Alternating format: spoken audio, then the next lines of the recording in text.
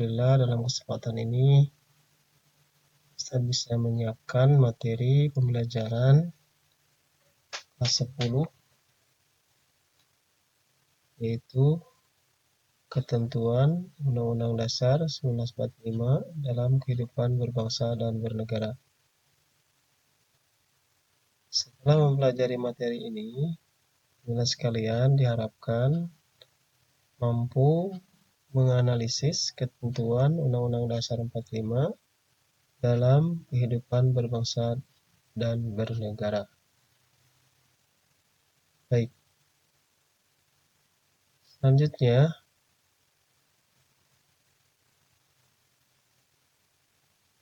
dasar hukum Negara Kesatuan Republik Indonesia itu tertuang dalam pasal 25A Undang-Undang Dasar Negara Republik Indonesia tahun 1945 yang menyatakan bahwa Negara Kesatuan Republik Indonesia adalah negara kepulauan yang bercirikan Nusantara.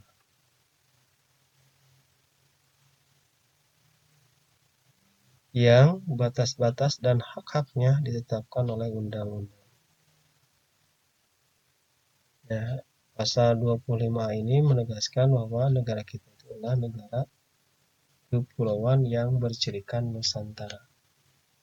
Disebut Nusantara karena diapit oleh dua Samudra Hindia dan Samudra Pasifik, serta benua Asia dan benua Australia.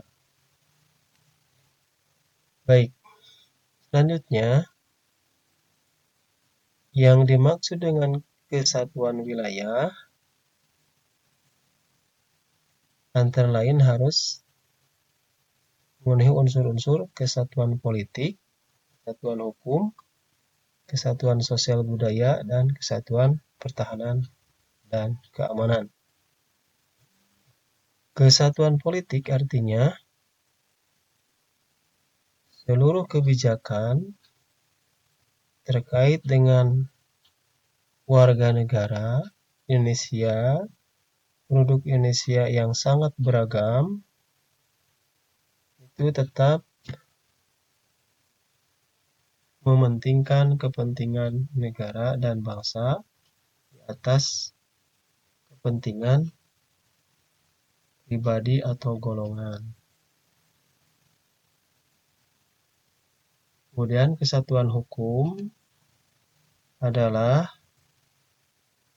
kesatuan sumber aturan atau sumber peraturan perundang-undangan. Mulai dari Undang-Undang Dasar, Ketetapan MPR, Undang-Undang, Perpu, PP, Kepres, dan lain-lain, itu menjadi kesatuan hukum yang bermuara pada sumber hukum yang satu, yaitu Undang-Undang Dasar 1945. Kemudian kesatuan sosial budaya. Keanekaragaman bangsa Indonesia mulai dari suku, bahasa, agama, ras itu tidak membuat Indonesia menjadi lemah, bahkan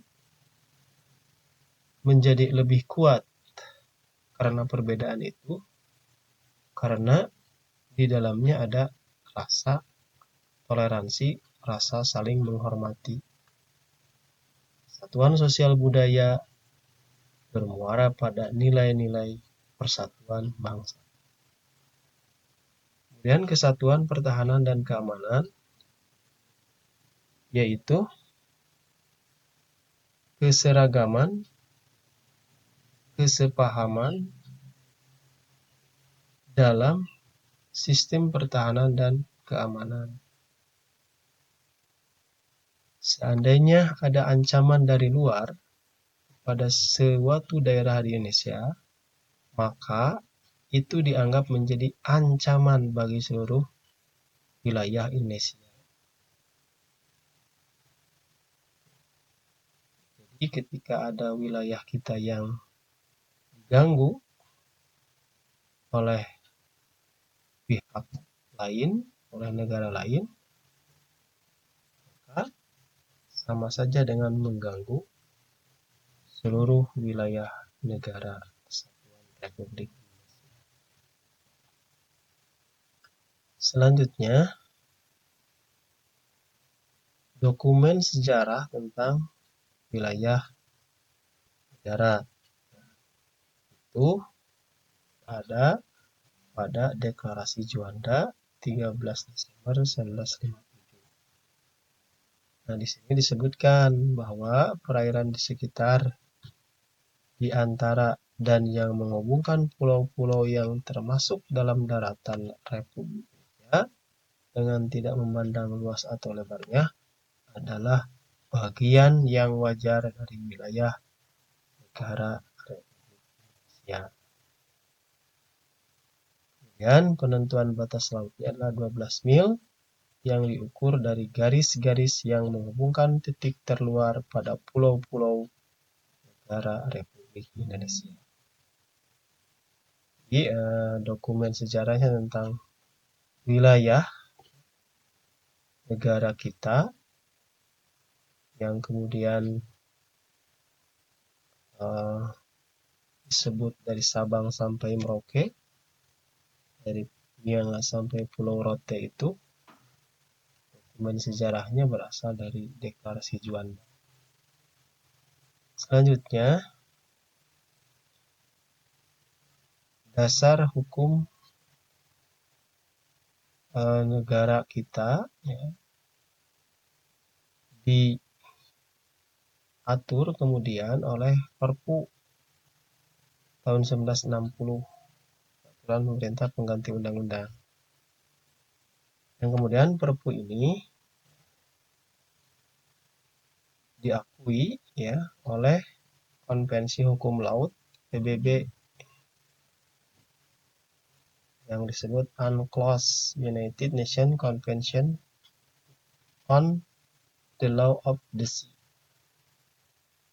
di Montego Bay, Jamaika. Nah, jadi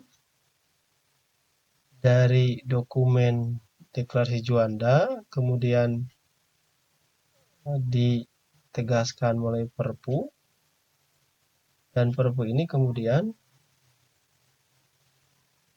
diakui ya, disahkan dalam Konvensi Hukum Laut PBB.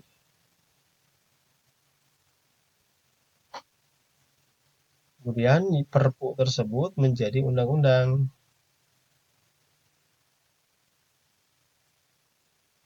Atau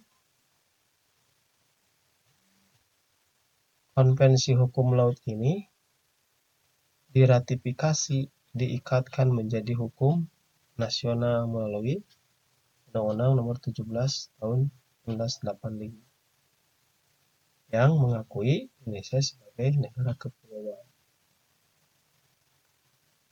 Selanjutnya, saudara sekalian, dalam Konvensi Laut itu ada pembagian zona wilayah atau zona laut teritorial, landas kontinen, dan zona ekonomi eksklusif. Zona laut teritorial itu dari bibir pantai ditarik keluar itu hingga 12 mil. Zona landas kontinen dari 12 mil sampai 200 mil. Nah, dari 200 mil disebut dengan zona ekonomi eksklusif. Kemudian, anak sekalian, sekarang batas-batas wilayah negara Indonesia. Batas dari sebelah utara itu ada Malaysia bagian timur, yang tepatnya di Pulau Kalimantan.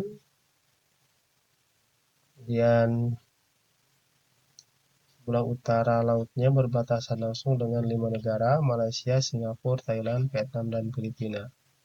Kemudian batas wilayah sebelah barat itu ada Samudra Hindia yang berbatasan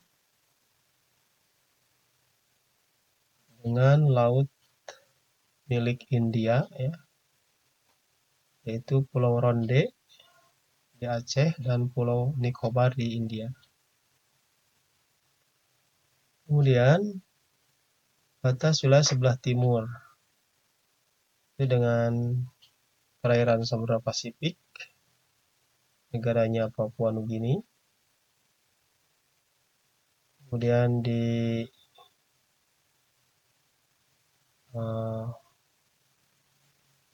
Indonesia itu ya,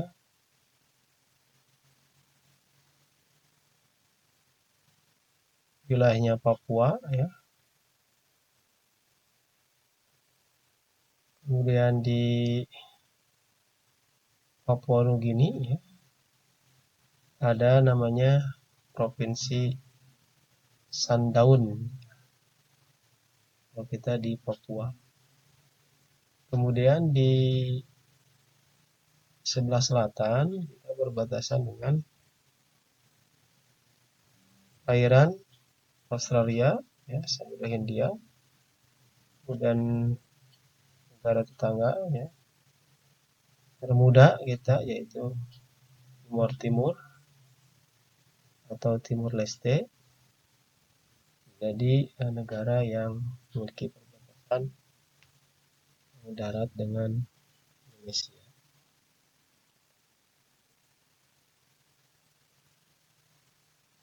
Kemudian Anda sekalian, hak atas kekayaan Indonesia itu diatur dalam pasal 33 ayat 2 dan 3 Undang-Undang Dasar 45. Ayat 1 ayat 2-nya ya, menyatakan bahwa cabang-cabang produksi yang penting bagi negara dan yang menguasai hajat hidup orang banyak itu dikuasai negara. Itu harus dikuasai negara, harus dikuasai oleh BUMN, tidak dijual ke asing. Kemudian bumi dan air, ya, mineral yang ada di dalamnya adalah milik negara dan dipergunakan untuk kemakmuran rakyat. Dan kewajiban negara atas kekayaan alam, ya, pertama memanfaatkan untuk kemakmuran, melindungi hak-hak rakyat, dan mencegah tindakan dari pihak manapun yang akan menyebabkan rakyat tidak mempunyai kesempatan, tidak mempunyai akses terhadap kekayaan alam di negaranya sendiri. Demikian dari pembelajaran kali ini. Syukran katsiran. Wassalamualaikum warahmatullahi wabarakatuh.